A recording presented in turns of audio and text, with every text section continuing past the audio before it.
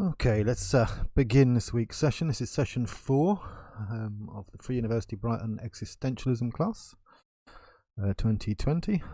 Hell is Other People, Existentialism in a Time of Crisis. This is a course divided into 2 parts. First part is on Kierkegaard and the second on Jean-Paul Sartre. And we're just finishing off this week the section on Kierkegaard where we've been reading Fear and Trembling. This week I'm going to be talking a little bit about the stuff in Fear and Trembling that's involved in what's called Problemata 3, which is the penultimate or last real section of the book. And in particular, one of the things I want to talk about today is a relationship that Abraham is said to have to the ethical, and in particular this rather curious phrase, which is specifically of relevance to Abraham's situation, where the ethical is the temptation. Now, obviously, most of the time, the ethical is, well, I suppose, that kind of thing that we're meant to be doing. The ethical is the realm of good and bad behaviour. It's the realm of value judgments, and within which we find the realm of morality, good and bad acts. But the ethical also extends a little bit further into what we might think of as an ethic. So in terms of values, it kind of is the way in which we structure the good and the bad, the way in which we value some things and rather than others. But most of us understand the ethical, the way we encounter it primarily through the moral, in a sense, the way in which we should behave, the good and the bad. But why does Abraham encounter the ethical as a temptation? It's kind of important to get this relationship to the ethical and the relationship to Abraham kind of clear, because this is Kierkegaard's big point in many ways, the leap of faith, and the concept of the teleological suspension of the ethical already kind of begin to indicate to us something about this particularly curious relationship to the ethical. But Abraham fears the ethical, let's say, for 3 or 4 reasons. The first reason is that the ethical is going to prevent him from obeying God. And obviously, in a sense, he's in a contradictory, he's in a strange situation anyway, because he's going to be, if he follows out the instructions of God to sacrifice Isaac, in this very curious position in which ethically he's murdering his son, whereas in terms of his duty to God, or in terms of obeying God, he's supposedly in a situation of sacrifice. And so there's this kind of capacity to resist, well, supposedly, the ethical, in which case to resist the idea that he's murdering his son, Isaac, and to instead affirm that he's carrying out a sacrifice and that he's obeying God's duty, if you like, God's law, God's commandment. But he also fears the ethical because of God itself, in a sense. I mean, we've already had this concept of duty just being mentioned there, but this relationship to God comes first, and the ethical is, as it were, after that. And so the more he's kind of tempted by the ethical, tempted by behaving ethically, by being a good person, let's say, the more he's tempted away from God, in a sense. Now, this is a really peculiar notion, because it's very difficult to kind of get our head around the idea that there's a sort of different realm, and that somehow being tempted away from the good, tempted away from being a good person is what's necessary in order to affirm his faith to God. But that's the idea that Kierkegaard's working with here. He's also afraid of the ethical because of his reason. His particular situation places him into, Kierkegaard thinks, a paradox. It breaks down the capacity for reason, and so the more reasonable he is, the less he's going to be able to carry out the sacrifice of Isaac. The more reasonable he is, the less he is going to be able to carry out the duty to God or obey God. The more reasonable he is, the less he's going to be able to justify what he's doing as sacrifice rather than murder. So reason, in a sense, is always going to be a temptation to avoid the crisis point. Apologies for that, my phone is not on silent. Reason is always going to be a temptation to avoid the kind of crisis point that he's being placed in by essentially reasoning his way out of it, by giving an account of what he should be doing. And so the ethical is a temptation because it looks reasonable, it seems reasonable, and it pulls him away from the affirmation of faith, this particularly curious relationship that Kierkegaard wants us to focus on, that's paradoxical, that can't be explained through reason, or that if we try and explain it through reason, we end up reducing it to something that it's not.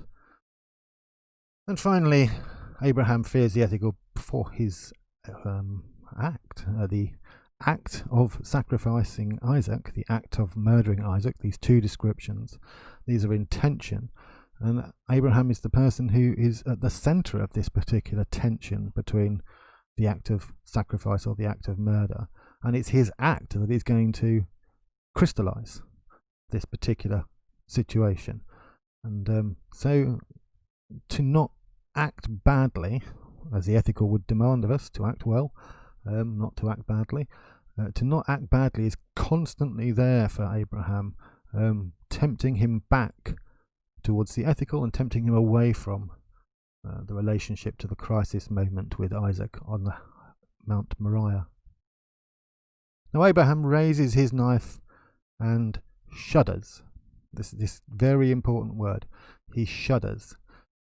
And this shudder, this fear, this tremor occurs as a bodily response. And this is kind of crucial. What's going on with Isaac and Abraham at the top of that mountain is something that for Abraham is capable of being known only through the body. It's not capable of being known rationally or intellectually. It's capable of being, let's say, encountered through the body. So it's a kind of knowing without knowledge. It's a fact of the body, not a fact of a rational or intellectual status. And this fact of the body is why we have such an emphasis throughout Kierkegaard on passion as the facts and acts of the body.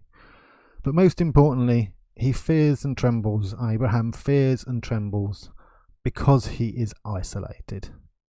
And this is the crux of what's going to be central to Kierkegaard here, and what we're going to take away in a sense and then investigate as a kind of existentialist thematic, an existentialist kind of theme that we'll be picking up again in Sartre.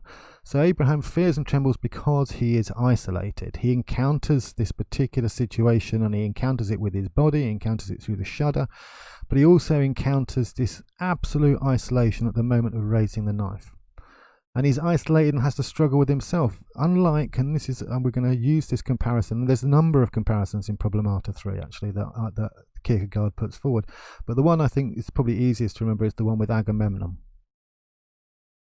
Agamemnon has to sacrifice Iphigenia because one of his soldiers did something that offended the goddess, and the goddess demands the sacrifice of Iphigenia. But Agamemnon is able to act with courage, and he's able to have, he's able to have a rational discussion, even with his daughter, let alone with the people around him, in which the relationship that the goddess has placed him in, this relationship to his daughter as a sacrifice rather than as a murder, for example, is out of his hands, and he has to kind of submit to this particular situation, and in doing so, submits to the ethical. He submits to the idea essentially of doing the right thing by both his people, who are on the way to the Trojan War and whose ships will not be allowed to sail by the goddess if he doesn't carry out the sacrifice. So he's doing the right thing by his people, and he's doing the right thing by the goddess. And he has to act with courage here. I mean, this is the phrase that we're going to explore a little bit. He has to act with courage, but he also acts in such a way, Agamemnon acts in such a way that all of his actions are explicable. They may not be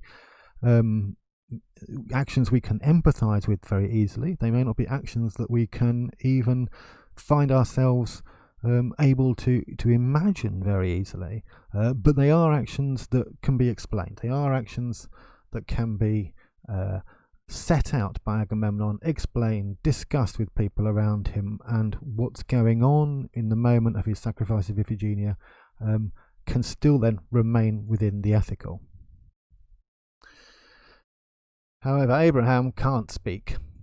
This is quotes from Problemata 3. This is on page 115 of the Hong edition, if you're using that, which is the one we're using in the Free University of Brighton on the River Chat. This is from page 115. Abraham cannot speak because he cannot say that which would explain everything.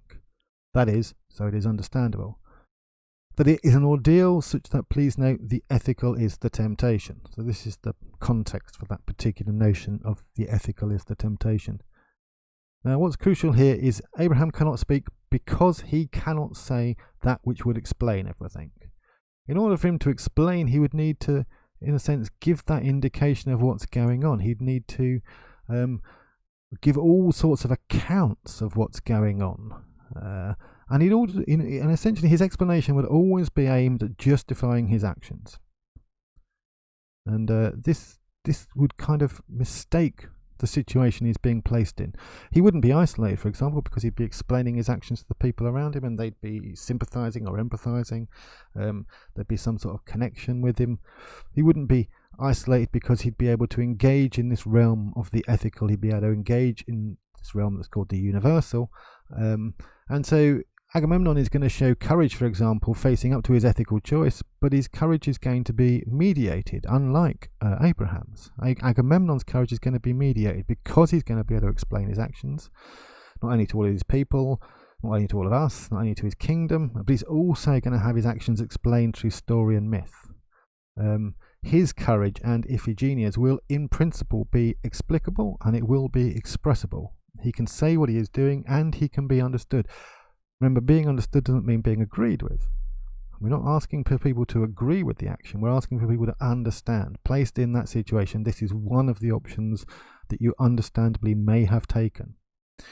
Now, Kierkegaard, all the way through Fear and Trembling, suggests and claims that the paradox of Abraham's faith is not understandable. And this is why he cannot explain anything. It's in principle not understandable. And this is the kind of thing that we need to work out. Abraham will be unable to explain himself in principle, not in fact, in principle. And at one point Kierkegaard expresses this by saying, even though I go on talking night and day without interruption, if I cannot make myself understood when I speak, then I am not speaking. And so what we mean by this in principle incapable of being explained, in principle incapable of explaining himself, is not that he can't utter words, not that he can't, as it were, try and write or give an account of what he is doing. All of this is obviously possible. All of this is possible not only in principle, as it were, but in fact we've seen throughout the Fear and Trembling that Kierkegaard's voice here, the authorial voice of John the Silent, Johannes Silencio, what Johannes de Silencio is doing is trying to explain what Abraham is doing. He's trying to make it understood. However, he's doing it in such a way that he constantly says he cannot understand. This is what John the Silent says. He cannot understand Abraham. So it's not about the ability to use words. It's not about somehow that Abraham has become mute. It's not that somehow, the words have left him. It's that no matter how many words he used, no matter how eloquent he was, no matter even if he was, like John the Silent, a poet, he is going to have to explain something that no one else is going to be able to understand. This is kind of crucial. It's the incapacity to understand. Now, what is it that other people aren't going to be able to understand? Obviously, they're going to be able to understand the words, in a sense. They're going to be able to understand the explanations. They're going to be able to understand the narrative. What they're not going to be able to understand is Abraham's particular position as a single individual, the position he is in which he's been promised by God Isaac as the father of the nation, and in which he's being demanded by God that he sacrifice Isaac. So he's placed in a situation in which he has these absolute contradictory elements at work that cannot be brought together within any kind of rational system, with any kind of ethical system, with any kind of system of just normal logic, and yet he's going to, because he has faith, accept both of these contradictory positions, that Abraham is going to go to the mountain and he's going to sacrifice Isaac, and yet at the same time God is going to somehow provide Isaac to him as the father of the nation. And this particularly complex position that Abraham, as this is the phrase that Kierkegaard uses, Abraham as a single individual is not a situation any other person can be in. It's a unique situation. This is what makes it inexpressible. This is what makes it beyond understanding. Everything that we can talk to each other about is part of the realm of the universal, part of the realm of the space, if you like, that is shared. But what's crucial for Kierkegaard is that if we put Abraham into that space, if we put him into the space of conversation, language, and the ethical, the universal as he calls it, if we put him into that space and we place his actions into that space, then we are going to explain away the paradox at the heart of this. And in order to hold on to the reality of Abraham's position, the uniqueness of Abraham's position, we have to understand that Abraham is inside a paradox that reason cannot explain away. This is Kierkegaard's specific way of phrasing this. Either there is a paradox, that the single individual as the single individual stands in an absolute relationship to the absolute, or Abraham is lost. And here we have, as it were, philosophy at its finest in some sense, this kind of curious relationship to a set of words that when we look at, we're not entirely sure what it is that they're doing. So we have a whole bunch of stuff to unpick here. Paradox, a single individual, and this absolute relationship to the absolute. But we also have a couple of other minor things. So this kind of option that Kierkegaard is setting out here is pointing us to the idea that we have to keep on top of, we have to keep focused on Abraham's crucial uniqueness, the fact that he's in this particular paradox, or Abraham is lost. What does he mean by that? Abraham is lost as the father of faith. Abraham becomes a kind of another tragic hero. He becomes a kind of person placed into a tragic situation, just like Agamemnon, and he has a particular response to this. He's kind of lucky and he gets away with it, we might say. And so Abraham becomes a lucky person rather than someone who is the father of faith. In order for Abraham to be who he is, in order for him to be the particular single individual that he is, he has to be understood, he has to be encountered, perhaps is a better way of putting it, as inside a paradox that can't be resolved, cannot be explained away. Now, in fact, let's just go back a moment and stay with this for a second before we go to this. This absolute relationship to the absolute is a really, really bizarre phrase. Now, in some sense, we can kind of understand it in a poetic way, an absolute relationship to the absolute, this kind of pure relationship to truth or God or the divine, the absolute, and pure relationship, an absolute relationship, one that isn't what would make it not absolute? Well, what's going to make it not absolute is a relationship to mediation. What's going to make it not absolute is if somehow it's relative. It's relative to the particular context in which it's being taken. So there's a whole, kind of curious idea here in this absolute relationship to the absolute that is at the heart of a kind of existential courage. And why is this? It's 7:20. I'm going to take a 5-minute break and then we'll come back to this notion of existential courage and explore this absolute relationship to the absolute. So have a 5-minute break, stretch your legs, have a glass of water, do something sensible, go have a wee, whatever you need to do. 5-minute break. I will be returning here at 25 past.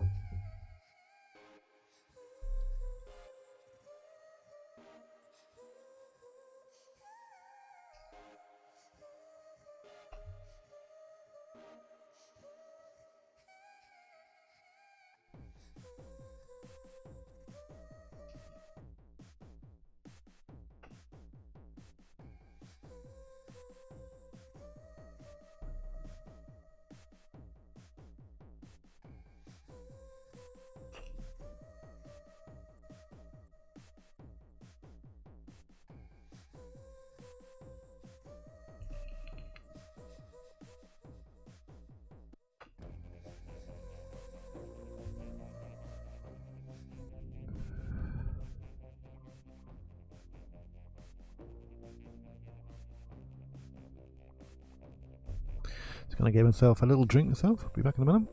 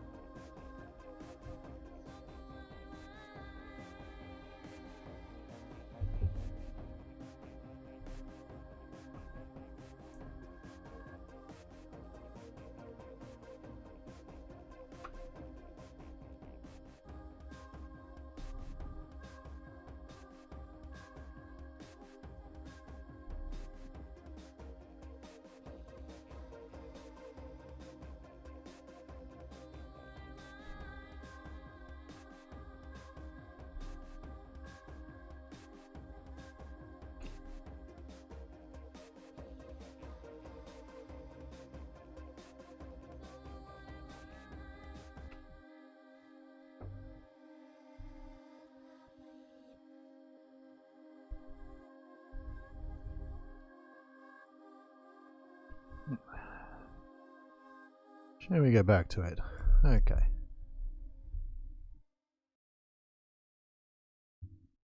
Just turn that Grimes off. Alright. So either there is a paradox, the single individual as the single individual stands in an absolute relationship to the absolute, or Abraham is lost. This particular option that Kierkegaard all the way through Fear and Trembling has presented us with. If we understand Abraham, then we don't understand Abraham. If we understand Abraham with a nice, eloquent, rational argument, then we fail to understand Abraham in his single individuality. If we understand Abraham through somehow analogy with a tragic hero, then we fail to understand Abraham in his single individual relationship to the absolute. So Abraham can only be retained for us if we somehow are willing to try and go beyond just understanding him. Now that's almost an impossible demand. I mean, what are we meant to do with this kind of situation? I notice a beautiful irony. That's one thing obviously we can do, and there's a sense in which that's what's going on in part. There's a kind of beautiful irony to Fear and Trembling, where John the Silent is writing a book about understanding Abraham, during which he constantly says, there is no way I can understand Abraham. In which case one might almost ask, well, why bother writing the book? Why bother telling us that you don't understand it in such great length and in such great detail? We've covered this a little bit in talking about the notion of indirect communication.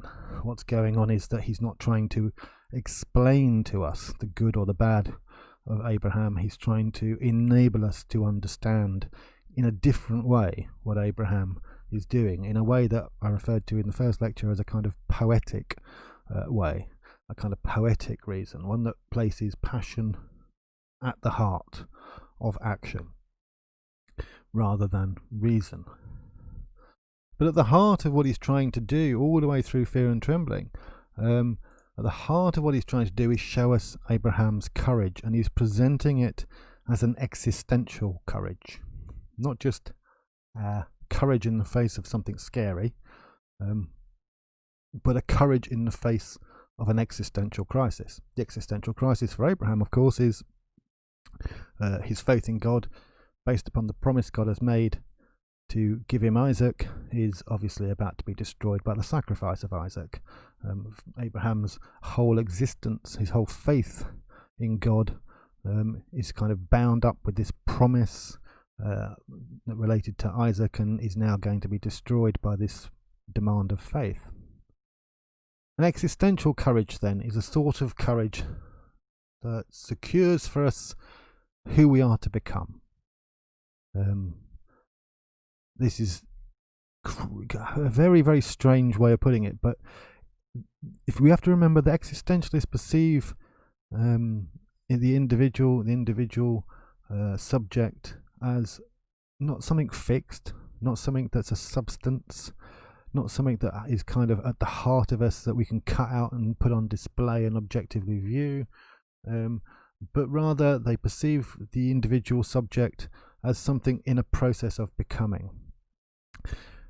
So we've got a nice kind of line of development idea in some sense, but there's a kind of point, there's an existential crisis in some situations. Abraham is a clear example of this, where the person before and after that crisis are only kind of brought together as one by the existence of that crisis. In that particular moment, all that they were and all that they are to be is brought into concentration. And if it goes a different way, if Abraham, let's say, decides not to sacrifice Isaac, then he becomes something else. He becomes someone else. For Abraham to become who he is, he must go through this particular crisis, a crisis in which, at the heart of it, there is no possibility of him having any certainty. There is no possibility of him even knowing himself properly. It's a kind of courage, it's existential courage. It's a courage that secures for us who we are to become. It's a courage in ourselves, and crucially for Abraham, in our absolute interiority. And this is the heart, I think, existentially speaking, philosophically speaking, of what's important about Fear and Trembling. Abraham is presented here both as someone that we can't understand if we are to fully appreciate. We must do more than just understand it. We must do something else. We must sort of encounter him. And yet at the same time, as someone who has a deep interiority, this is the reason we can't simply explain away what's going on. There's a kind of moment identified by the shudder, identified by the terror, identified by the bodily moment at the heart of the action on top of Mount Moriah. There's this kind of bodily moment, an embodied moment, in which a person exists, a single individual exists, and in existing they present us with an interiority that is opaque. We cannot see. In principle, it's impossible to see. So that courage, that existential courage, is a courage that secures for us who we are to become. In Abraham's case, the father of faith. But it's a courage in ourselves and in our absolute interiority, and the fact that we are not just another person. We are always the other. So this relationship of interiority isn't a relationship that's the same from one individual to another. It's not a relationship that we can, as it were, share. The form of interiority doesn't speak to the content. So whilst we might share, if we are a person, an interior life, an interiority, that interiority is in a sense always other than anyone else's interiority. We are always other to them. And so we become alien in some ways in becoming ourselves. We become subject. And to become subject is to, in some sense, become alien in becoming ourselves. It's often produced, for people like Kierkegaard, through something like an existential crisis or a decision point that only we can endure. So that's that peculiar, specific thing, the single individual again. Only this particular single individual can endure this particular situation and come through it in a way that kind of affirms themselves rather than destroys themselves. And this particular situation, this existential crisis or decision point, has to, in a sense, be capable of unmaking us. It has to be capable of destroying us in order for us to become who we are. Now, all of those are kind of curiously strange philosophical phrases, and it's difficult to kind of pin down this one. But the sort of existential crisis that we're talking about is one in which we have to remember that my singularity comes to the fore. And it's my singularity that comes to the fore in this particular existential crisis because it's beyond objective knowing. It's beyond reason. And it's an interiority that kind of predates or in some ways is a ground for any capacity to engage in anything beyond the individual. But this interiority, this kind of strange core, is beyond objective reason. It's a bodily and embodied, a passionate individual core. It's an interiority that I encounter and that I can affirm. It's an interiority that's always different to everyone else's interiority in its content, if not in its form. But it's encountered most specifically in these kind of moments of existential crisis, these moments in which the leap is faced us, in which we face the leap. Now, if I can explain myself to others, this doesn't stop me from realizing that there's still kind of otherness from these otherness at the very core of my existence. Just because I can explain myself doesn't mean that I become transparent, doesn't mean that somehow I have transported myself from one interior into another interior. My existence still is something that is mine, fundamentally. I cannot take away from this relationship to the notion of existence, this interiority of the relationship. It's not like some object out here that has a particular relationship. It's a peculiarly personal, intimate, and, as I say, interior relationship at the heart of this that we're talking about for the existentialists.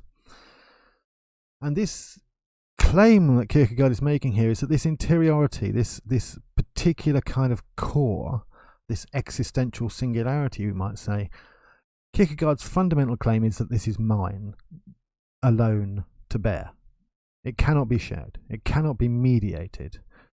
He wants to say something like there's a silent core at the heart of our existence. I mean, this talk all the way through about silence and about the difficulty of engaging in explanations speaks to this idea that he has, that there is this, as I say, silent core at the heart of our existence. And this core is silent because our existence is one of passions and acts, not one of language and mediations. And this is the absolute relationship to the absolute, this relationship of the silent core to the truth, this relationship of the silent core to existence. So, I mean, this is a terrible diagram. In some ways, but this is kind of a little bit, the idea is we have this kind of curious single individual in this very odd relationship that is one of becoming, one of changing, one of developing to the absolute. Now, it's always going to be a personal matter whether someone has faith. Faith will be a relationship between a unique individual, a person, and God, rather than a relationship between an abstract individual and God. But what are we going to mean by this notion of a unique individual? This is the single individual. Now, each of us thinks we can somehow place ourselves into that position of the single individual. We all want to, in some sense, perhaps think we can go, I am a single individual. And so this seems an easy kind of position. It seems like the position that we're all in, and therefore it's somehow universal. This is one of the difficulties in understanding this. But what we have to kind of understand is that this single individual, this concrete individual, is always other than any other single individual. They're always separated out. There's always this radical divide and this radical interiority. Now, faith is rooted in the existential individuation of the person, rather than in an abstract relationship. What I mean by that is it's related not between categories or concepts of individual and category or concept of God or a higher duty. It's not a categorical or a conceptual relationship, even though we may be able to express it and explain it and talk about it in categorical or conceptual terms.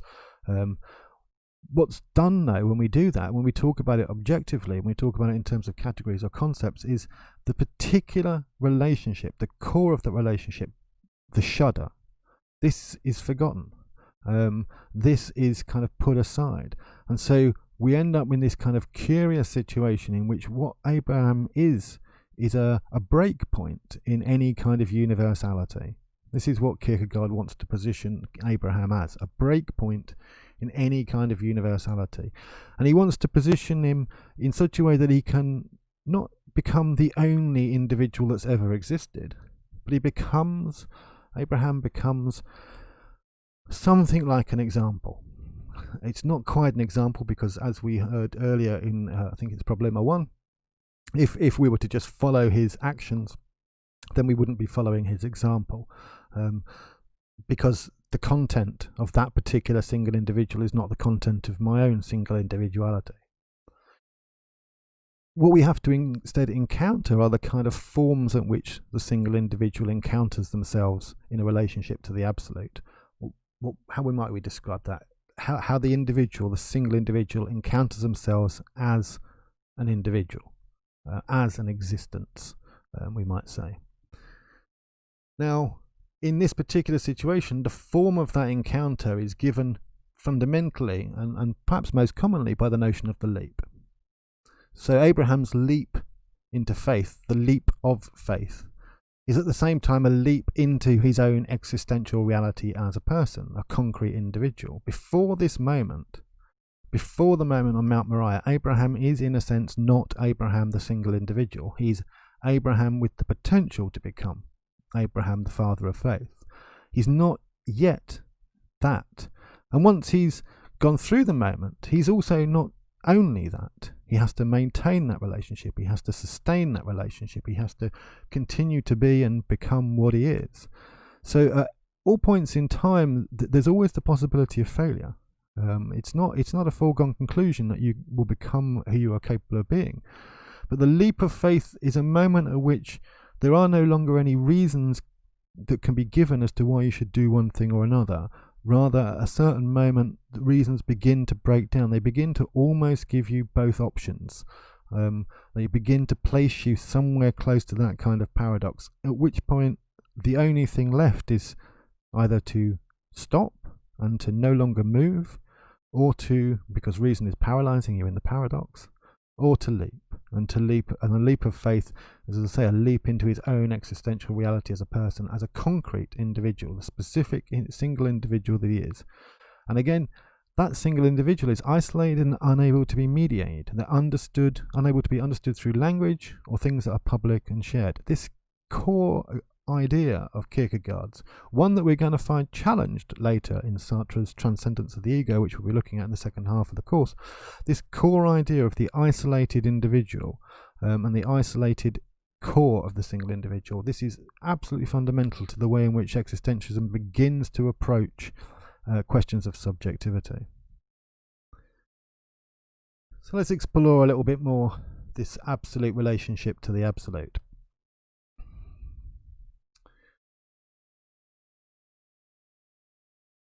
Okay, so I've mentioned before, and we probably, are familiar with this now. Probably, I'm not saying for certain, but we're probably familiar with this now. This particular notion of the three levels.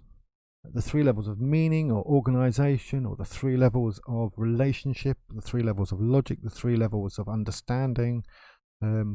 Each level has a kind of different relationship to God and to Abraham's act, for example. And in each relationship, in each level, we can describe Abraham's acts in a very different way. And one of the things that's crucial is that the meaning of Abraham's act at an aesthetic or an ethical level is different from that at the religious level. At each level, the meaning, in fact, is different and is transformed. It's actually, the meaning is altered and moved and shifted as we redescribe things in a different level. Now, this aesthetic, ethical, religious level, I mean, it's a slightly, we're not used to the word aesthetic outside of kind of art criticism nowadays, or perhaps notions of taste, I don't know, something along those kind of lines.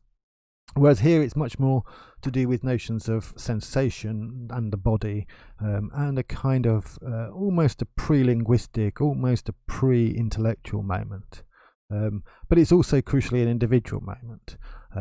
It's a moment at which there is a kind of individual kicking around, but one individual is as good as another individual at this point, and they, are in a sense not being encountered subjectively.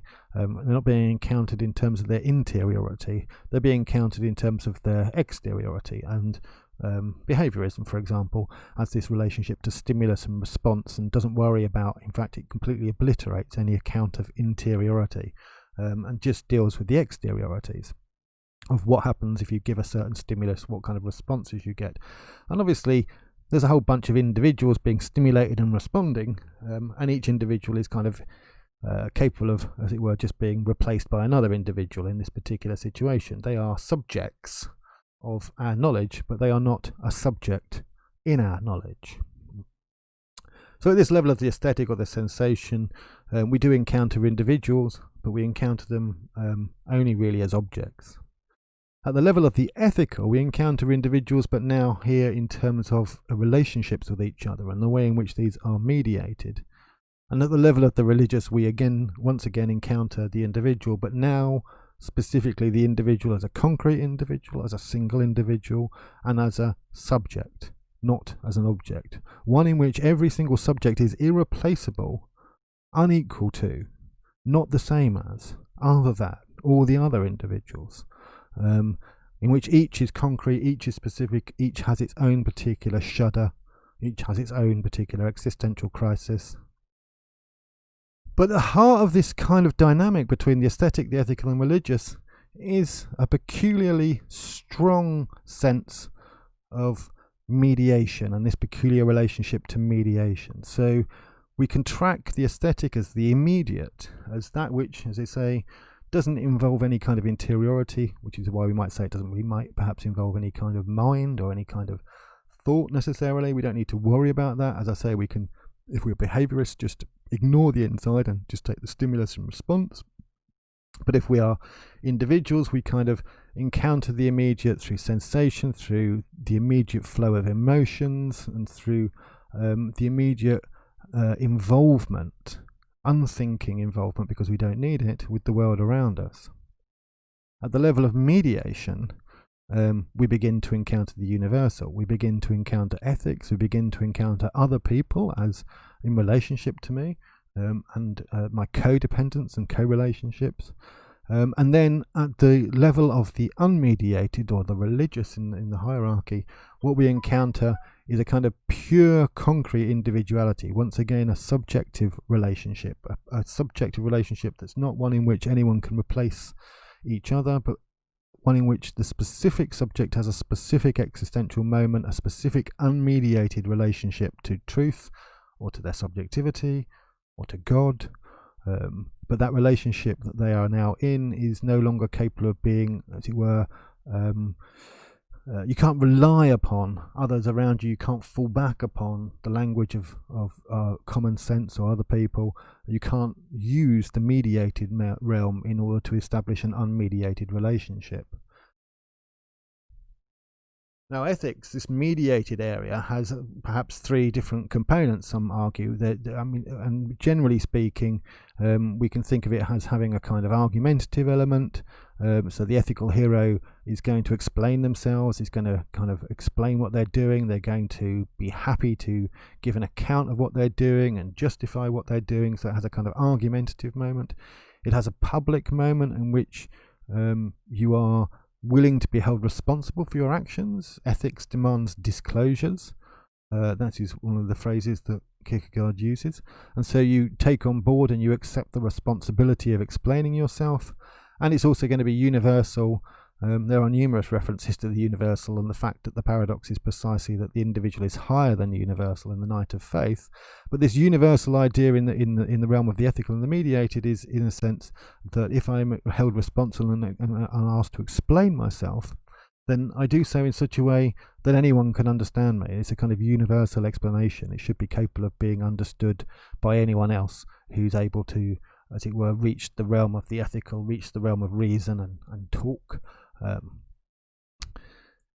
But we also have to note that this hierarchy that Kierkegaard talks about between the aesthetic, the immediate, the ethical, the mediated, and the religious, the unmediated, this hierarchy is also a kind of dynamic. And so it's only at this last moment of the unmediated that we encounter individuation. We might call it this. It's a phrase that it's a word you might not know, but let's say the individuation is the moment at which the specific concrete individual comes into being. And obviously for existentialism, that isn't a fixed point. It's a kind of ongoing point, but we can say, even though it's an ongoing movement, that there are often compression points, contraction points, thresholds, if I mention this, these kind of crises, existential crises.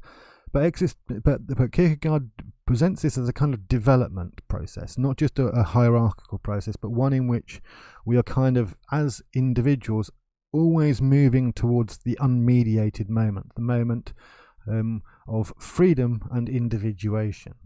Now, as I've laid out here, the immediate has this relationship to sensation, and in terms of how someone behaves, or looking at actions of people like Abraham, we would have this relationship to sensation as kind of the primary input into the person, and we would talk about their behavior. We wouldn't necessarily hold them responsible. We would talk about behavior perhaps in terms of responses, or perhaps we would explain things as to why they did something, but in such a way that they weren't held to be morally culpable or responsible for their actions.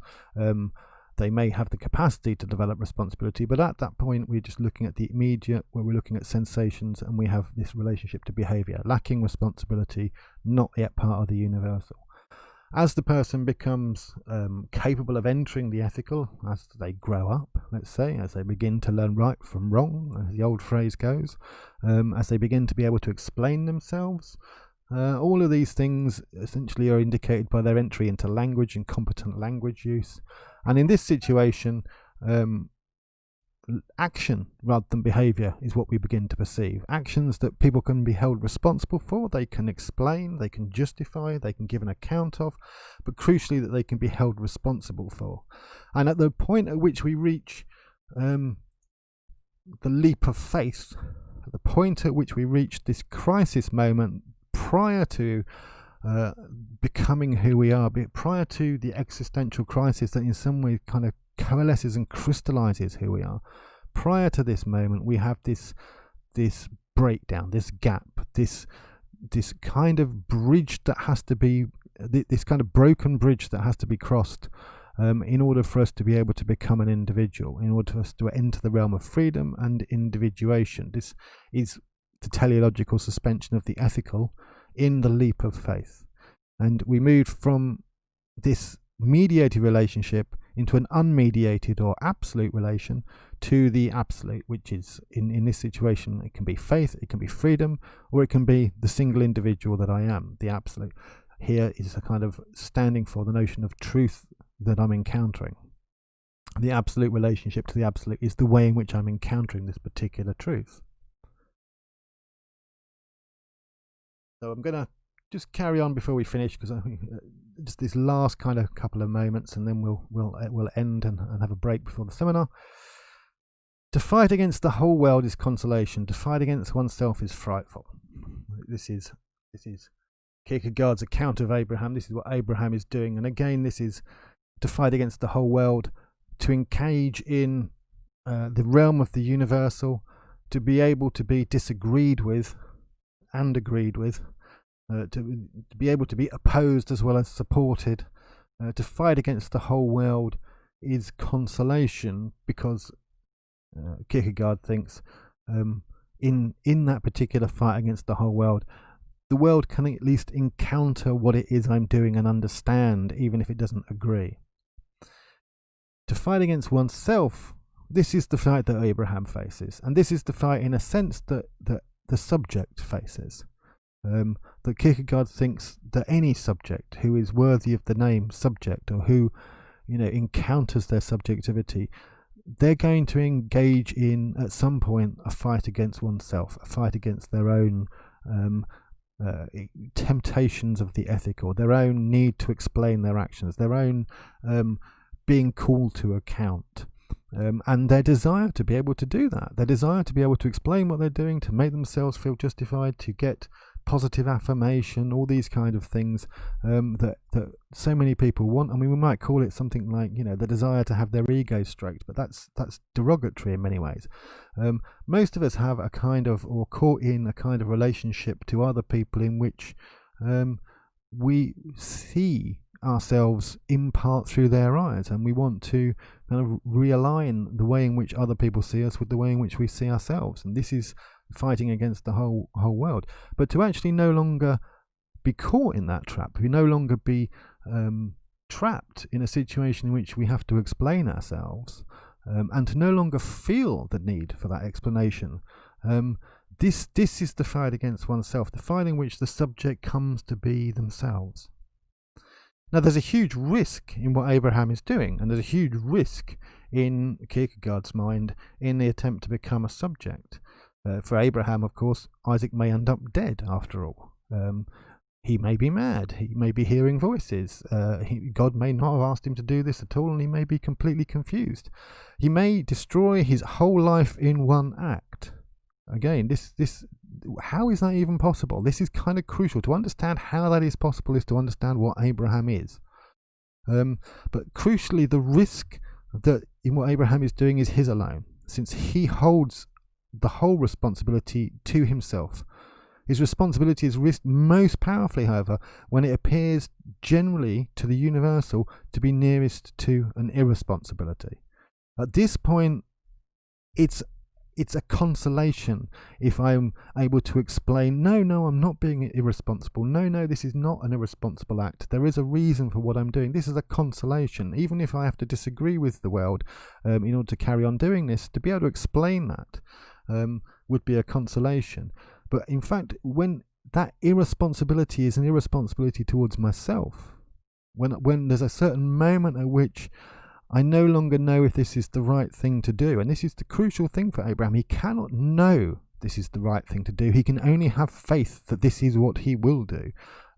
When you can no longer know what exactly the right thing is to do, when you're called upon to trust yourself, to trust your instincts, to trust your intuition, and you can't, then you're fighting against oneself. There's a kind of radical irresponsibility at the heart of what Abraham's doing in agreeing to sacrifice Isaac. And this radical irresponsibility is in encounter with freedom. And this is what Kierkegaard begins to think is crucial. It's an existential category, this radical irresponsibility, because it forms and constitutes the very basis of his existence, but it may well constitute the basis of the existence of the subject. And this moment of a kind of radical irresponsibility is what's going to make him who he is to become. Let's just quickly summarize a couple of little bits. So that we can draw, and we can obviously draw a lot more. There's tons and tons of material inside Fear and Trembling if we want to go through it and talk about all the kind of curiosities. And I'm fascinated, for example, by all the talk about the demonic and sin in Problemata 3, but I'm not going to be able to get into that at the moment without us spending the next 4 or 5 weeks looking in even more detail at Fear and Trembling, and I'm not sure that's what people necessarily need to do at the moment. But here's some basic summary lessons we might want to take out of Fear and Trembling, just to kind of hold on to as we move into looking into Sartre and some more existentialist thought. The first is that knowledge is not enough for the act.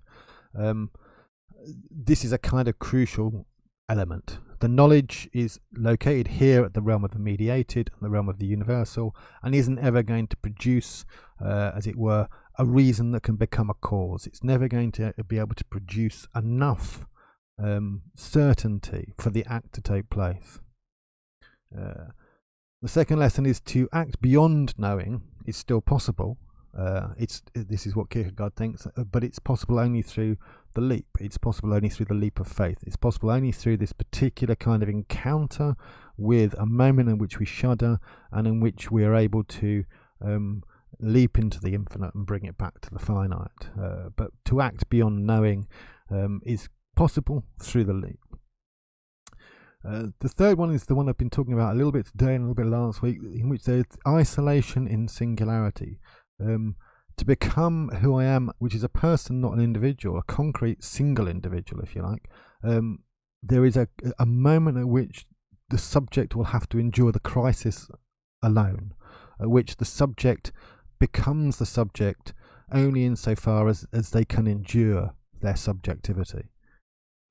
And the last kind of lesson we might want to learn is that courage in my own act, giving meaning to my life, is always not an act for others, but for what we might call the other that is my own singularity, for the specific concrete individual that I am, that in becoming that individual breaks me away from all other individuals, makes me alien to them. And in this sense, the subject is always alien to every other subject. Subjectivity, in a sense, for Kierkegaard, is an inherently kind of alienating moment, a moment of othering, a moment of being separate, distinct, singular, and with a kind of interior core that cannot be penetrated from the outside. We'll begin to look at these because one of the things that's interesting in Sartre is how Sartre both takes up and rearranges a whole bunch of these things. In particular, one of the ways in which he rearranges this kind of notion of interiority. There'll be a bit of it that he picks up and a large chunk of it that he drops away.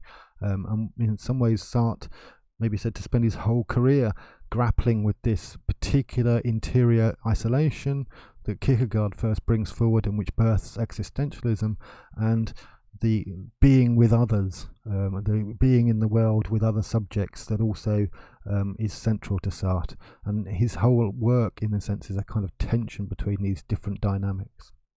Anyway, that's the end for today. In about 5 minutes, there'll be 5-10 minutes, they'll be starting a seminar on Zoom for Free University of Brighton people, and for everyone else, I will catch you in 2 weeks. There will be no lecture on the Existentialism course next week. We're having a break. So in 2 weeks, we'll be starting on Jean-Paul Sartre, and we'll be reading Transcendence of the Ego. See you then.